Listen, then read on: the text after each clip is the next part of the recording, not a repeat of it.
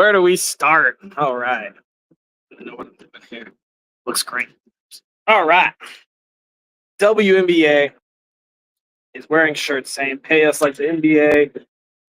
They want to be paid equal to men. This has been in the news forever. But first, we're going to start with the story. Yeah, let's start with the story. All right. Let's get hot. So here's a story of me proposing to a WNBA player. So all right. So my group of friends and I started watching the WNBA probably around 2013 or 14. At that time, I think there was maybe 8 to 10 teams. Maybe, I don't know. You can Google this. So we were all chilling at the house. I think there was 3 of us that lived in the same house. Somehow the WNBA came on, and at some point, like 10 of us all picked our favorite teams. So we started watching the WNBA, and we're like, hey, all right, who's your team? Who's your team? We all lived in Denver. The closest teams to us were the Phoenix Mercury and the Tulsa Shock, which I don't believe is a team anymore. And we always had this like dream of like getting like 8 of us and road tripping out there to watch one of these WNBA games. It's like a 12-hour drive to either Phoenix or Tulsa. It never came to fruition. We never, we were just like joking, like imagine going to Tulsa, Oklahoma for a WNBA game and Tulsa wins and we're all just partying in the whole town and everyone's like, who are you guys? Why are you here? And we're just like, we drove out for a WNBA game. And my buddy was a big Oklahoma fan and I believe was from Oklahoma. So he was the Tulsa Shock fan. So if they won, depending on who they played, we all would have cheered. So that was our dream for a while. It never came to fruition, unfortunately. But let's fast forward. My team is the Connecticut Sun. I don't think I have a reason why, but I have been a Sun supporter for like a decade now. And this season's really rough, and that sucks. But at least they had a good couple of years. Yeah, come on, Connecticut, let's go. So we're gonna fast forward to this story. So now we're fans. I guess there is no real fantasy. We're fans. We watch the games when we see them. There is no Denver team, so we don't really go to any games. We never got the road trip out. But so let's fast forward to like 2022, I believe it was. That's roughly 3 years ago. That sounds about right. So we're watching, I think, the NFL draft at a bar. And we see like on the bottom, it's like WNBA first game on ESPN2. We're like, oh, sweet. They're on ESPN2. Like we can watch them because I don't even know how we would watch them beforehand. That's a great question. Unknown. So it's like first game on ESPN2. We're like, that's so sweet. And it was the Las Vegas Aces, which is my buddy's team. And they're rather new. So he switched over like a little cheater. No loyalty at all to his original team that I don't even remember who they were. So he's the Las Vegas Aces, and I'm the Connecticut Sun, and that's who it happens to be. And the Sun were good at this time. This was a good year for them. They got close to winning the finals. I think they ended up losing to the Aces in the WNBA finals. And it's on like Memorial Day, or maybe the day after. I think it's the day after. And so we all have had a few drinks. I might have been sober then. Yeah, I was definitely sober then. So I did not have any drinks.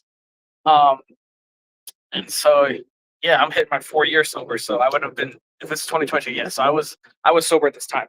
And so I'm like, dude, guys, ESPN2, Connecticut Sun versus the Aces. That's my team. I want to go out there. And so we look up flights, and it's like $40 to fly out Memorial Day, that Monday night, stay for the game on Tuesday, and then fly home early Wednesday. So the 4 of us like check our schedules. Boom. We're good to go. So we booked a flight and cheap hotel too. I mean, it's like Memorial Day would be expensive, but the day after, the actual Memorial Day night, everyone's already gone. It's really cheap time to go to Vegas. So we fly out there, get tickets to the game. They were like $8. Yeah. So we go out, land there, go and have some fun Monday night. It's Vegas. Tuesday, I don't know, pool party or something. I don't remember. So we get there, and at this point, we're trying to like hype it up. And don't forget, Brittany Griner is in jail in Russia right now during this time period. So Brittany's in jail, and she plays for my buddy's team. So he's like, and they weren't involved, but he's still a supporter. So he we're all like planning outfits. So I actually fly out with a bright yellow skin suit that I don't think I bought it for this. I think I had it in my costume closet. I got a lot of awesome costumes. So it's a bright yellow skin suit, right? Like Charlie and Green Man. He wears the green one. I have a bright yellow one. Then I get a Connecticut Sun shirt, which I believe I might have owned that too. I might have bought it just for this. And then I've got like these Daisy Dukes cut off jeans, and I look ridiculous. Oh, and I was at a period in my life where I grew out my beard for like 6 months. So it was like my beard was like probably down to here, and I was doing this weird thing where every time it got above 60 degrees in Denver, I would shave like a 1 inch chunk out. So my beard looked real crazy. Yeah, if you ever want to see pictures of this, it's pretty freaking wild. I'll probably post it on my Facebook here soon. So we go out there, and then of course we like to one up and always make things crazier and interesting. So I decide to propose to one of the Connecticut Sun players, and I didn't want like the superstar. She gets too much attention, so I picked a rookie, which in the end was not the best idea. But picked a rookie. Her name was Nia Calden, and made my sign. Brought the sign in like, Nia, will you marry me? And so we buy the cheapest seats because we figured it was a WNBA game on the day after Memorial Day. And so it'd be pretty empty. We were right. It was not very full. So we get to the stadium. On the way there, he wants to write Free Britney on his chest. And we can't find paint anywhere. So we end up going to Walgreens and get shoe polish. So we're in the MGM lobby, and some random woman has to write Free Britney in shoe polish on my buddy's chest. So I'm wearing a ridiculous outfit. He's wearing that. My other two friends, one of them is extremely drunk, and the other one's extremely high. So we go to sit in our seats, and me and my buddy Dusty are like, "Hey, we're gonna go find better seats and try to get ESPN2's here. We want to get on TV. You know, we want to get close to the game. I got my sign. I want to make sure Nia can hear it." So then we go, and they are too messed up. They're like, "We're just gonna stay here. We can't really move." All right. So me and Dusty go. We end up getting like 6 or 7 rows back, right on like half court. Tom Brady's there. This is like right before he buys a piece of the Las Vegas Aces. He probably is still like a minority owner of the Aces. So I think he was there checking out the product or whatever. So he's sitting courtside in front of us. And of course, my buddy Dusty is a little tipsy at this point. And he hates Brady because he's a Raiders fan. And so if you know anything about the NFL, the whole Tucker rule started with the Raiders versus the Patriots. So Dusty starts yelling, "Tom, it was a fumble!" It's to the point that Brady ends up getting up and leaving the court. And so Brady's gone. So now this is where picking a rookie was maybe not the best idea, because this is a good game. These are like the top 2 teams in the league at this point. So the girl I'm trying to propose to doesn't play. So we're sitting there watching her on the bench, trying to get her attention a little bit, but trying to not be rude. Like, there's nothing more annoying, especially being like a rookie on a new team. You got people yelling at you when you're trying to focus on the game and produce something. But she ends up going in like the last 2 minutes, and she drains a 3, by the way. Hell yeah, Nia. And so, but by that time, we've had this whole game. The first quarter might have been us moving around the seats, making Tom Brady leave because it was a fumble. And then by that time, I'm wearing this crazy outfit. I got this big old sign, and everyone in my section is like, "What's going on? What's going on?" So they all are getting in on it. They're like, "You're going to propose?" I was like, "Yeah." So Nia finally gets on, drains the 3. And if you watch, and at this point, I've gotten like 50 texts from people that are screenshotting the ESPN feed, because I told everyone we were flying out for the ESPN2 viewing. And so the Las Vegas Aces are all black as their colors. So that's like all black. And then there's me, bright yellow, right in the middle of everything. So I'm getting all these screenshots of people that are like, "I see you, I see you, I see you." And so my whole section's in on this. They're all cheering. We're trying to get Nia's attention. We're holding up the sign. And we're going, "Nia, Nia," like all different chants, trying to get her to look over, just to give a little thumbs up that she would marry me. Needless to say, she never looked over. She went in for her last 2 or 3 minutes, drained a 3. I think hit another basket, maybe had 5, maybe 6 points. Connecticut Sun lost that game, unfortunately. So then after the game, we're like, "Dang, I still haven't done it." And so I was like, "No, I'm determined." I even lost my phone. And so that was a whole ordeal. It was like trying to get security in Vegas to go back in to get my phone. Found it miraculously. So then I'm sitting there like, when do the players come out? So we end up finding out where the players go out. I get a couple of shots of them. There's like, maybe 5 fans that are sitting there waiting. I think it was friends and family, and then end up leaving. So then I have some show photos of some of her teammates, and finally she comes out. I'm like, oh my God. And she had no idea what was going on. So I'm holding the sign up, like, Dina, why didn't you answer me? She's like, what are you talking about? And so she's like, I didn't see the sign. I didn't hear my name chanted. I was like, you need to go back and rewatch it because I guarantee that camera can hear. We had the whole section chanting your name. There's like 25, 30 people just chanting, trying to get your attention. You should go back and watch it. She's like, oh man, I was so focused on the game. I'm sorry. I didn't see anything. So then, obviously my friend and I were like, so what's the answer? And she just like chuckles. We're like, whatever. So we get some photos. Yeah, I'll post these. They're pretty funny. So it's me with a big old sign, Nia, will you marry me? She's in her like after playing outfit. She's not even in her uniform. And then so we exchange like Instas and Facebooks or whatever. And to this day, she has not answered.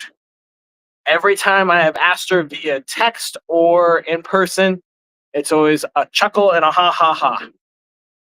No, yes.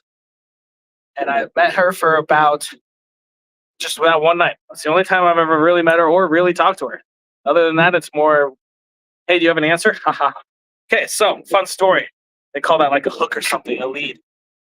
So next is WNBA wanting to get paid like the NBA. So here's how it is. NBA right now makes so many billions of dollars. And roughly 50, it varies, 49 to 51% of the revenue. So this is going to be key, talking about revenue versus profit, yada, yada. Roughly 50% of the revenue goes to the players. The other 50% goes to the owners, yada, yada. And this is only of their basketball-related things. So this is media buyouts, merchandise, and tickets. Everything else the NBA does, it keeps that money. So now you have the WNBA. And so the NBA is also profitable. It makes hundreds of millions every year. And this bargaining agreement has only been around for roughly like 7 to 9 years, if I recall. So for the last like 9 years, they've got 50% of revenue. Revenue, not just profit. So profit doesn't matter to the players. They're getting paid the revenue. They just want as much money as possible. All right. So for the NBA, that kind of like ties it in. So they know when they're trying to figure out the profit, they know 50% of their revenue is going to go to the players. So the bigger their revenue, the more they pay the players. And so they want to minimize the other costs, which kind of helps. If you know it's kind of turning it into a fixed cost rather than, paying players, whatever. So it kind of makes sense for both ends, which is probably why they agreed on it. The NBA is like, okay, so 50% of our revenue, cool. That helps us know one of our fixed costs, the biggest one is the players. That's the biggest fixed cost, is 50%. And then the players also know, hey, let's promote more merchandise, this and that. The bigger the NBA gets, the more money we make. Fantastic. Okay. So that's how they did it. They do have a union and they have a union that argued with that and collected with that, et cetera, et cetera. So now we've got the WNBA. So now here's the problem: is the NBA is a profitable league and has been profitable for decades. So they have money to do this and that, and the WNBA, which has also been around for decades, has never been profitable. So now the women are asking for more money. And they want 50% as well. Right now, they get about 9% of revenue. So they want 50%. So now the WNBA is like, well, we don't have that money. And the WNBA actually gets money from the NBA every year. So the NBA funds that money. So they're really asking for money from the NBA. Is it right? Is it wrong? Whatever. That's up to you to choose, whoever's arguing. So the real answer, first off, I mean, the WNBA should be treated like a startup, right? Doesn't have money, this or that. It has to be funded till it gets profitable. Is it doing better? I think this is their best year ever. Apparently, I don't know where this came from. I tried to research it, and it's kind of like anything political. There's like pros and cons, and there is no real fact. But apparently, they are operating at a loss of like 24 million, and then this year they have the highest revenue ever, but now they're operating still at like 24 million at a loss because they upgraded all their players from commercial flights to private airlines. I don't know why you're doing that for a company that isn't profitable. I mean, I guess that's a little perk for them to play in the WNBA. I'm not sure, but operating at a multi-million-dollar loss means the league almost shouldn't be there anymore. So the NBA covers that, I guess, and that's how they're doing things now. So women's sports. They had the same argument with the U.S. women's national soccer team and the men's national soccer team. And so they argued that they should both get both, and I believe that the women get paid the same as the men. I'd have to double check that, but I'm pretty sure that was the final answer. So big argument there is like, let's just take the World Cup. Okay, so I go to both. So I was in Australia for the last Women's World Cup, and I was in Qatar for the last Men's World Cup.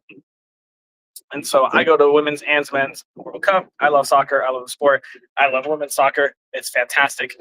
Also love men's soccer, but mostly I just wish I was playing in the World Cup. No, I'm kidding. This old fucking fart. So the awards are vastly different, right? The U.S. men's, when the U.S. Made it into the second stage, I think they earned like 11 million, and the women, when they win it, I believe it was only 3 million. These I looked up like a month ago, so I may be fudging these a little bit.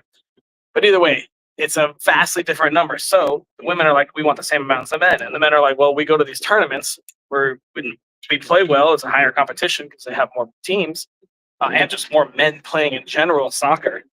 So the men are like, we win 11 million in a tournament, you win 1 million. How is this equal? So whatever the judges, they argued their case, yada yada. So the bottom line is, whether you believe that women and men should be equal or not, well, we're just going down that. But in a perfect world, the tournaments are the same. If the men win this many games, they get 11 million. If the women win this, they get 11 million. The reason it's not the same is because viewership and prize money for the men is much, much higher. Is that going to change? Probably not. There's a lot of countries that really just don't even have women's teams, probably. Can it change in the U.S.? Yeah. Is it changing? I think so. As somebody that supports the WNBA, very few people have actually been to a WNBA game that I've met, let alone flown across the country to go to a WNBA game and propose to their player. And the very few people that have actually been to a Women's World Cup. In fact, I probably don't know anybody that's been to both a WNBA game and a Women's World Cup. I don't. If you have, let me know. I'd love to talk. So the real problem is, obviously, how much are you spending on it? So Bill Burr had a really great little take on this. He's like, women, it's all about where the women spend their time and money. If you want to support women's sports, go to the stadiums. Stadiums are empty, right? You go to a WNBA game, it's almost always empty. They play in smaller stadiums, yada, yada. You want the women to get paid more? There's got to be more money in there. Okay, simple enough. And I'm going to leave you with the bottom line of what Bill Burr always makes me laughing about. So he's a comedian, but he likes to take real things. He goes, here's the reason men get paid more in sports. Because when men have their free time and women have their free time, actually with men, it's not even free time. They dedicate and they get rid of everything else on Sundays when football's on. And women, they dedicate more to themselves. Never, ever do you see women get big and sweaty and naked and paint colors on their faces and belly bump their friends when a team scores a touchdown. So that's, I guess, the bottom line. Culture of the men dedicate their whole lives and half their incomes probably to sports and sports betting, and women don't do that. They dedicate it to bettering themselves and being happier. And so that is essentially it. If you want women's sports to be paid as much as men, you got to spend as much money on them as men. I do not. I bet way more. Actually, I bet a lot on women's sports, but I probably bet more on men's sports. Down here, I don't spend any money on sports, but I've definitely gone to more Broncos games, spend more money on Broncos games, spend more money on Nugs tickets. We don't have a WNBA game in Denver, so I haven't really spent any money. I have traveled to Australia to watch women play sports. I have traveled to Vegas to watch women play sports. Watch sports down here, the women's soccer. Is that all we really have? Yes, well, sports here are tough. They're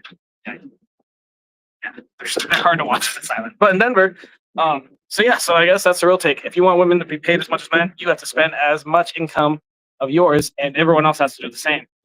Yeah, worldwide, I don't think that'll happen anytime soon. But in America, why not? I mean, the WNBA is doing more than it ever has. But do you spend as much money watching the WNBA as the NBA? And do all of your friends follow suit? Do you pay more to watch? Is there a women's football league anymore? I don't know. It used to be the Lingerie Football League. That was interesting. Women's soccer is my biggest one. Denver just got a new team. So when I go back to Denver, I'll be going to watch the women's soccer team there. Probably more than the Rapids because I don't really watch the Rapids much anymore.